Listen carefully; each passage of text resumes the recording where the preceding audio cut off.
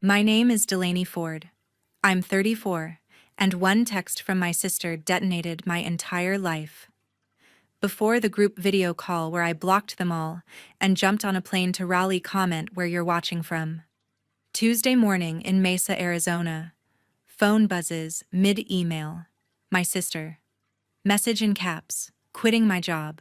You'll take care of us while I figure it out. Us equals her mom-dad. Take care means I bankroll the house cars her nonstop online shopping debt. I type back, that's not on me. Send. Calls flood ignored. The Raleigh offer I'd stalled on for weeks stares back senior analyst double pay escape route. I hit accept. Contract in, flight locked.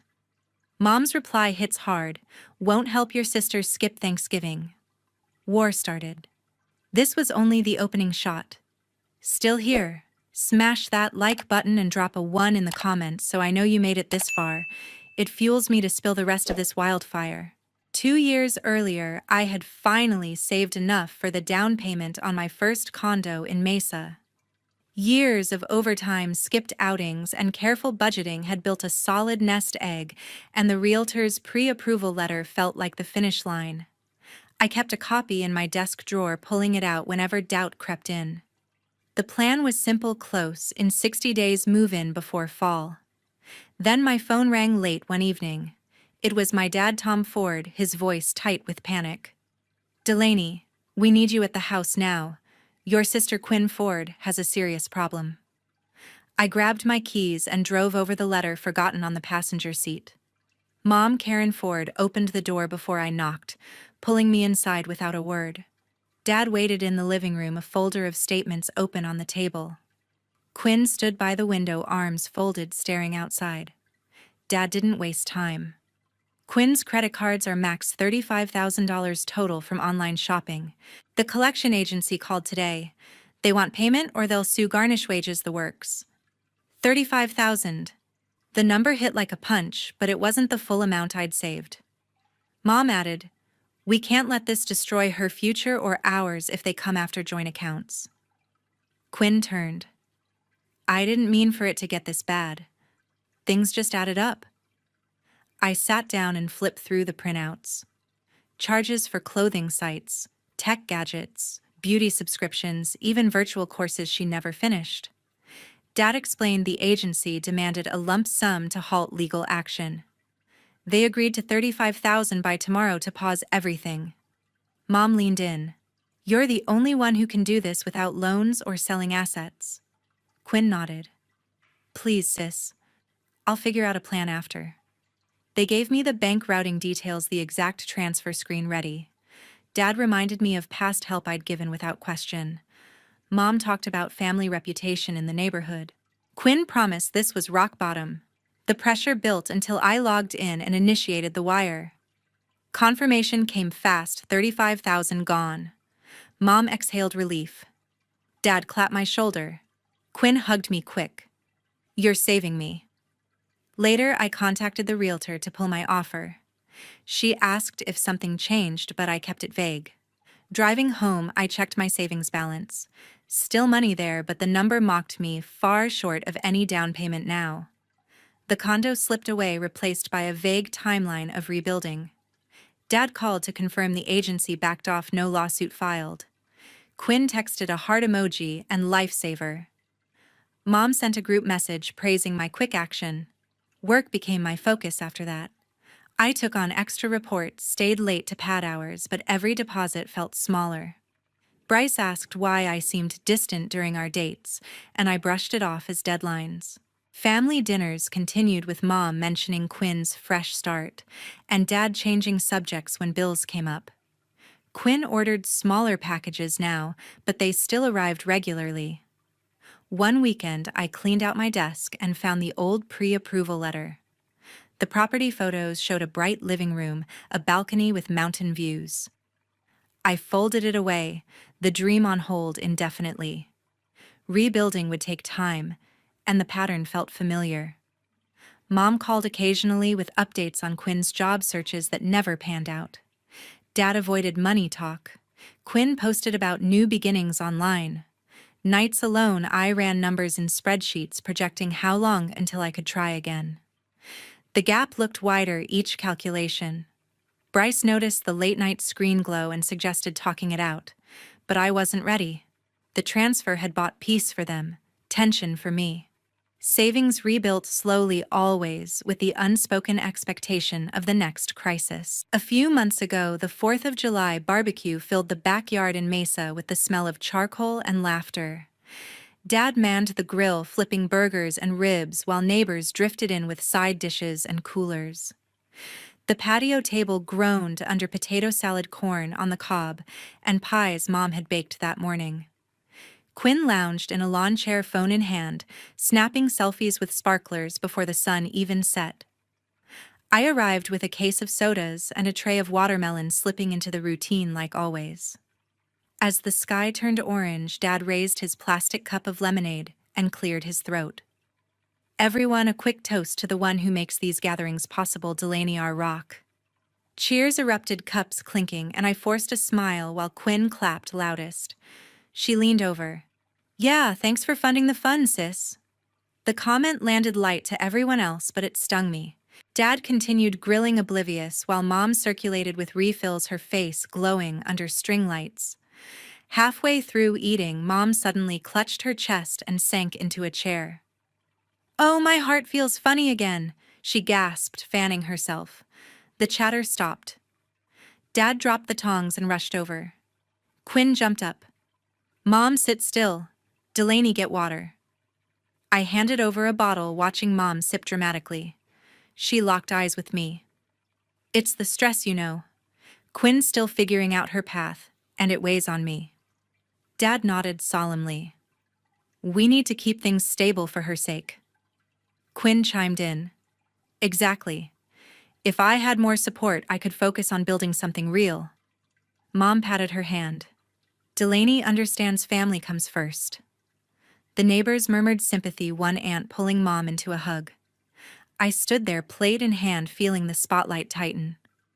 Dad resumed grilling, but shot me a look that said, "Handle this." Quinn whispered, "See, even Mom's health depends on it." Later, as fireworks prep started, my Aunt Lynn Ford pulled me aside near the fence. She squeezed my arm. "You're carrying a lot, kiddo. I get it, parents can lean hard." Her tone felt genuine, so I opened up a bit. "There's this opening in Raleigh I'm considering. Better pay senior role." Aunt Lynn's eyes widened. "That's huge. When would you go?" I explained the timeline, the interview process, how it could change everything. She nodded thoughtfully. "You deserve that break. Just don't let guilt hold you back." The conversation flowed easy, and for once I felt seen.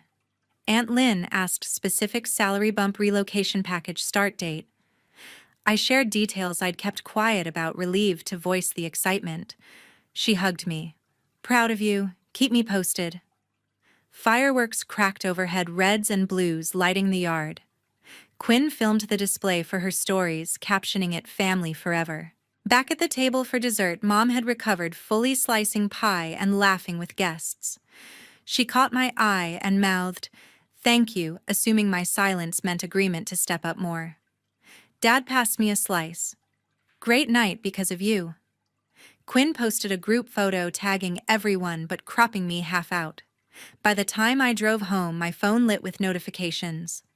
Mom had shared an album on Facebook, "Blessed Fourth," with my amazing family special, thanks to Delaney for making it all happen. Comments poured in, hearts, fire emojis. Then Aunt Lynn's reply popped up top. "So true, Delaney's the best, rooting for her big moves." The post racked likes fast, painting me as the hero provider. I scrolled through, mix of warmth and weight settling in. Quinn added her own comment, "Love my sis, she always comes through." The evening replayed in my head during the quiet drive. Mom's episode timed perfectly with talk of Quinn's needs. Dad's toast set the stage. Aunt Lynn's support felt real, but sharing the Raleigh details left me exposed in a way I hadn't planned. Still, the idea of escape lingered stronger. Work the next day would bring spreadsheets and meetings, but the barbecue reinforced the invisible contract I'd been signing for years. Neighbors waved goodbye as I left oblivious to the undercurrents. Quinn texted a firework emoji, nothing more. Cleaning up alone in my apartment, I wiped counters and stored leftovers, replaying conversations. Mom's health scare shifted focus back to Quinn every time. Dad enabled without question. Aunt Lynn seemed different, an ally maybe. The Facebook post cemented the narrative publicly. I set the phone down, exhausted from performing gratitude. Sleep came, slow dreams mixing grill smoke with distant city lights. A month before that Tuesday, Quinn burst into my apartment waving her laptop like a trophy. I found it the perfect graphic design masterclass online. It's $3,000, but it'll launch my career. She had the enrollment page, open testimonials, glowing curriculum packed with software tutorials and portfolio building. I hesitated, remembering past promises, but Quinn insisted this was different. No more dead-end jobs. I'll be freelance in 6 months. Mom had already texted approval earlier that day, calling it an investment in Quinn's future. I pulled up my banking app during lunch break the next day and transferred the $3,000. Quinn sent a string of celebration emojis and a voice note screaming thanks. The course started immediately, daily live sessions and assignments. For the first week, Quinn posted progress updates, screenshots of vector art, color theory notes. She even set up a dedicated workspace in the spare room at home. Then the updates slowed. By week 2, Quinn complained during a quick call. The instructor doesn't get my style. His feedback is so basic. I asked if she submitted the projects. Some, but why bother if he's clueless? She dropped the course officially a day later, citing lack of vision from the program.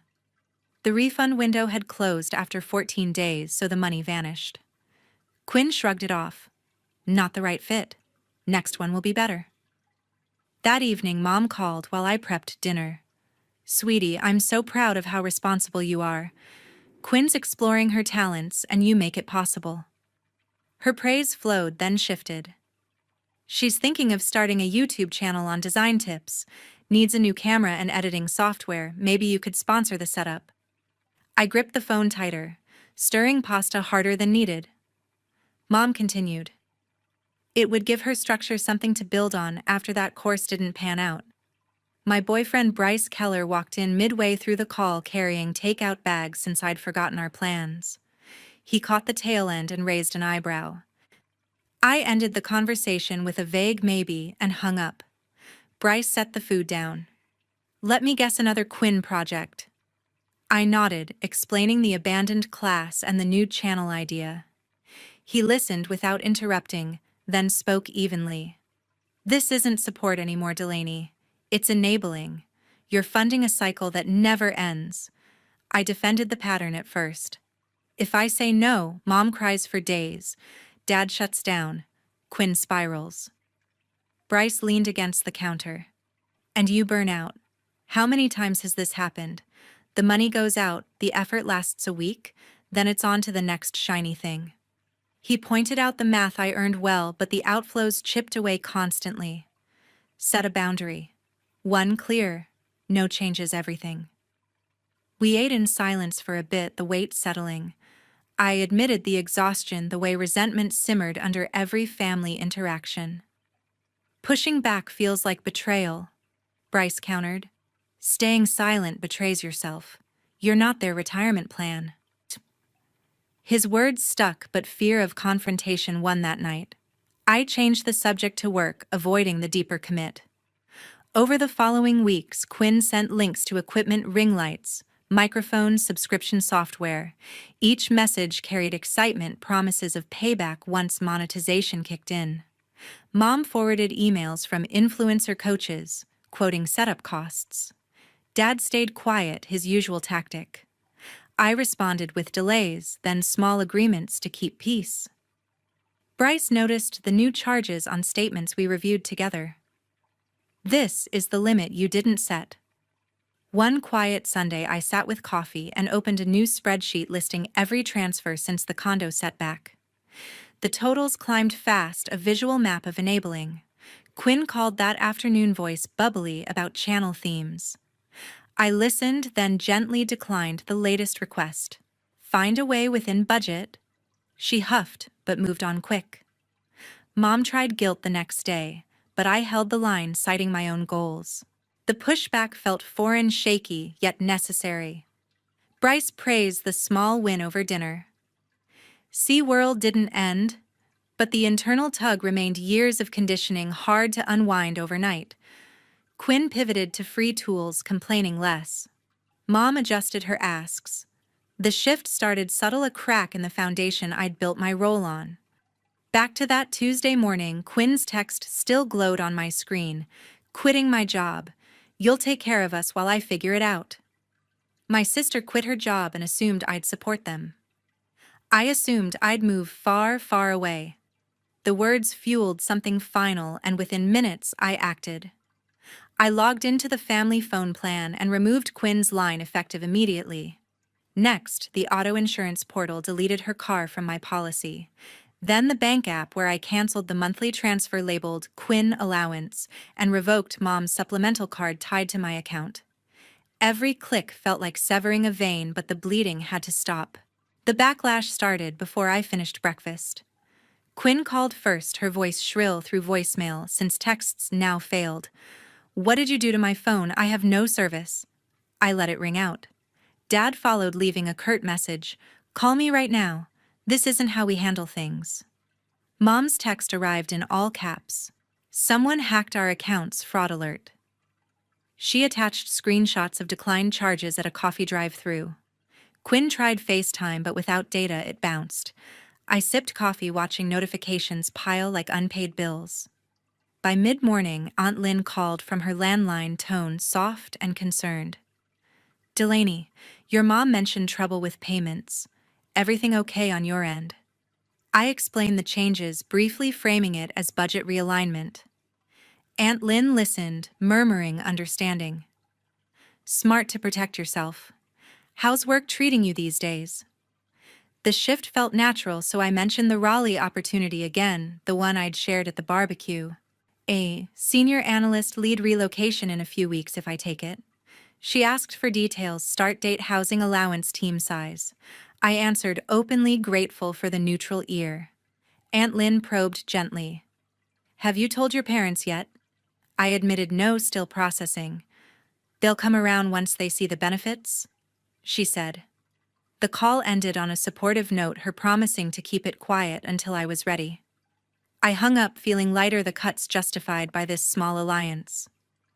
Lunchtime brought a flood from Mom, a paragraph accusing me of sabotage. Quinn can't even call for help now. This is cruel. Dad sent a follow-up. Fix the insurance before she drives. Quinn managed a message through Wi-Fi. You're overreacting. Undo this. I responded to none, focusing on spreadsheets instead. The silence from my side amplified their panic. Late afternoon, Mom's messages escalated. Aunt Lynn just told me about Raleigh. You've been planning to abandon us this whole time. The betrayal hit hard. Aunt Lynn had relayed everything within hours. Mom continued, cutting us off the day Quinn needs stability most. Selfish. She attached a screenshot of Aunt Lynn's text confirming my job details. Dad chimed in. We raised you better than this. Quinn added fuel. Guess family means nothing when a fancy title calls. I stared at the chain, the manipulation clear now. Aunt Lynn's call wasn't support. It was reconnaissance. She fed Mom ammunition to guilt me back into line. The Raleigh plan, meant as escape, became evidence of desertion. Mom posted vaguely on social media about disappointment in those closest, tagging relatives. Comments trickled in, siding with her without knowing facts. Bryce texted during my commute home. Heard the explosion from here. Proud you held the line. His encouragement steadied me. I cooked a simple meal, ignoring the buzzing phone. Voicemails stacked, Mom pleading, then accusing. Dad demanding a family meeting. Quinn threatening to show up unannounced.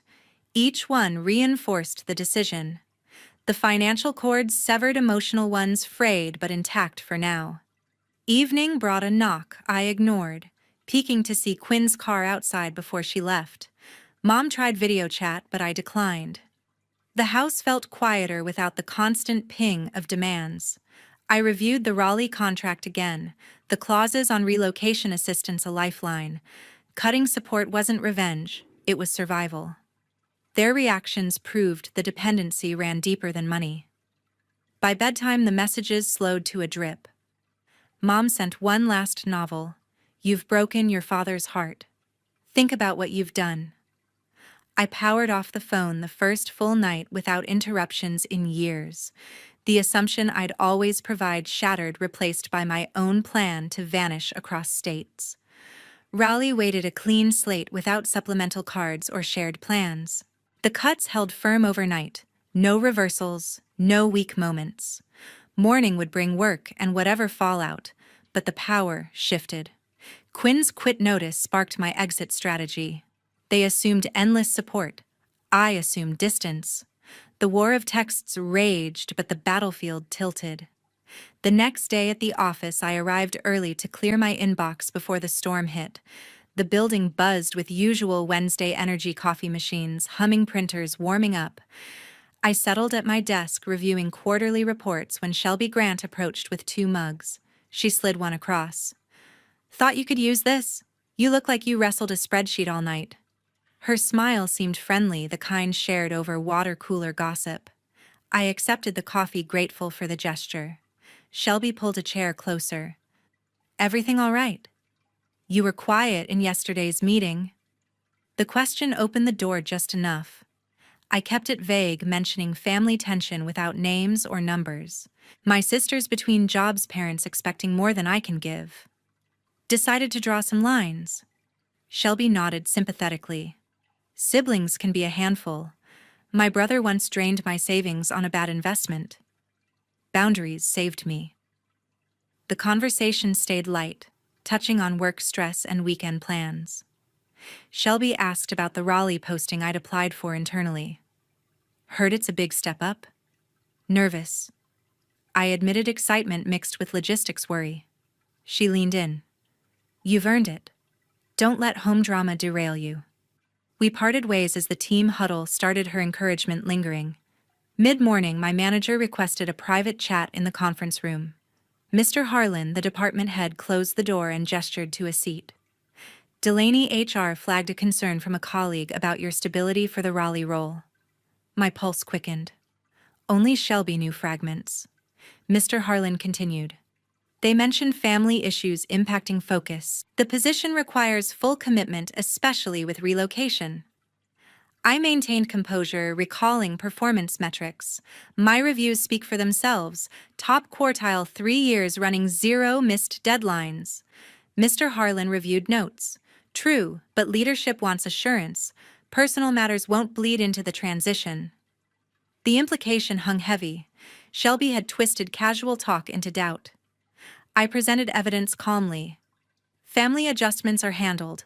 I've accepted the offer contingent on this discussion. My relocation packet is submitted, housing secured." Mr. Harlan scanned my file. "The concern came anonymously, but specifics matched your profile." Shelby's handiwork confirmed. I countered with project successes, client feedback, and a readiness statement for Raleigh's demands. Mr. Harlan listened, flipping pages. "Your track record is strong. We'll proceed, but monitor the first quarter closely." Relief washed over me, tempered by betrayal. The meeting ended with a handshake and reminder to keep personal life separate. Back at my desk, Shelby waved from across the floor, oblivious or feigning it. Lunch provided space to process. I ate at a corner table, replaying the exchange. Shelby's questions now felt calculated, probing for weakness to exploit. The Raleigh job represented her ceiling. My move opened a spot she coveted. Anonymous tip made sense. Direct confrontation risked exposure. Afternoon tasks flew by on autopilot. Team emails praised my latest analysis, unaware of the undercurrent. Shelby stopped by again, offering help on a dataset. "Need a second pair of eyes." I declined politely, citing deadlines. Her expression flickered, but she moved on. The dynamic shifted. Trust eroded in one morning. End of day, Mr. Harlan emailed confirmation, Raleigh approved, start date locked. "Impressed with your defense. Focus forward. Shelby's attempt backfired, strengthening my case. I packed my laptop, the victory bittersweet. Colleagues filtered out chatting about happy hour. I skipped needing solitude to recalibrate. Driving home, the office politics mirrored family games information, weaponized for control. Shelby underestimated my preparation. The job stayed mine, a ticket out. Parking in my spot, I checked messages. Family ones silenced since the cuts. Work sabotage failed where guilt had succeeded for years. Bryce called during dinner prep. Heard you crushed it today. News traveled fast in our circle. I shared the Shelby twist. She thought drama would sink me. Bryce laughed. Instead, it floated you higher. The support grounded me. Rally loomed closer, professional armor intact. That same evening, the doorbell rang while I unpacked groceries. Through the peephole, Mom stood on the step, eyes puffy, clutching a tissue. I opened the door a crack. What are you doing here? She pushed past gently. We need to talk face to face. This has gone too far. Dad waited in the car, engine running. Quinn stayed home per Mom's explanation. Inside, Mom paced the living room, launching into pleas. Quinn's a mess without your help. The phone, the car insurance. How is she supposed to job hunt? I offered water, staying calm. She quit without a plan. That's on her. Mom ignored the point. The collection calls started again. They want the full balance or legal action resumes. She pulled out crumpled letters, the debt now ballooned to $120,000 with fees. Dad entered, then shutting the door firmly. Enough games. We need you to co-sign a consolidation loan. Banks won't touch us alone. The ask landed heavy, my credit tied to their chaos forever. Mom added pressure. It's the only way to stop foreclosure threats on the house. Dad nodded. Family pulls together. I retrieved my laptop, opening a video call app. If we're doing this, everyone hears it. Quinn joined from her room, face flushed. Aunt Lynn popped in uninvited. Mom must have looped her. The screen filled with accusations. Quinn started. You cut me off cold? I have interviews lined up, but no way to get there. Aunt Lynn chimed. Delaney, think of your parents' stress. Dad laid out terms, a loan covering the debt, my name secondary. Payment split, but your signature secures it. Mom tearfully agreed. Please, before they take the house. The manipulation piqued, voices overlapping in guilt. My phone vibrated separately, Mr. Fletcher from Raleigh. I answered on speaker by accident. Delaney, transport arranged for Friday, team excited. The call silenced the family screen. Mr. Fletcher continued. Any last questions on the package? I seized the moment. None. See you soon. Hung up, facing them. Quinn exploded. You're leaving now after everything. Mom gasped. Rally over us, Dad demanded. Choose. I chose. No cosign. No more support. My life moves forward. Aunt Lynn muttered about ingratitude. Quinn threatened exposure online. Mom begged one last time. I ended the video call, blocking numbers mid-protest. Dad stood. This is final. I nodded. They left without another word, car pulling away. The house fell silent, the weight lifting instantly. 3 weeks later, I stood in my new Raleigh apartment, boxes, half-unpacked, morning light streaming through wide windows. Bryce arrived that same weekend, duffel in hand, having secured a transfer within his company. He dropped the bag, wrapped me in a hug, and surveyed the space. Home sweet home for both of us. We spent the day arranging furniture, planning runs along the greenway, and cooking our first meal together in the new kitchen. An email arrived from Avery Thompson, Quinn's old friend. Quinn used my info for cards too. I'm suing to clear my name. Sorry I enabled her. The message validated everything. A voicemail followed from Mom, voice weary. We sold the house, downsized to an apartment. Quinn enrolled in mandatory debt counseling through the agency. No choice now, Dad added in the background. She starts community college part-time. No apology, just facts. I saved the voicemail, deleted others. Raleigh brought new rhythms, Bryce and I carpooling to our offices, weekend hikes, team lunches without drama. Mr. Fletcher mentored directly. Bryce thrived in his new role. We built routines side by side, no more long-distance calls or separate plans. Quinn's consequences mounted credit frozen counseling sessions, logged part-time job at a cafe to cover basics. Mom and Dad adjusted to fixed income, no supplemental cards. Aunt Lynn's meddling backfired when relatives learned the full debt, distancing themselves. Shelby's office sabotage earned a warning after my promotion shone. The lesson crystallized: boundaries aren't betrayal, they're oxygen. Enabling prolongs pain for everyone. I rebuilt savings faster without leaks. Condo dreams revived in North Carolina with Bryce planning beside me. Family contact ceased, no holidays, no updates. Freedom tasted like independence earned, shared with the one who always stood firm. To everyone who listened through the end, thank you for sticking with this journey. It means the world. What boundaries have you set that changed your life? Share in the comments. I read everyone. If this resonated, like and subscribe for more real stories.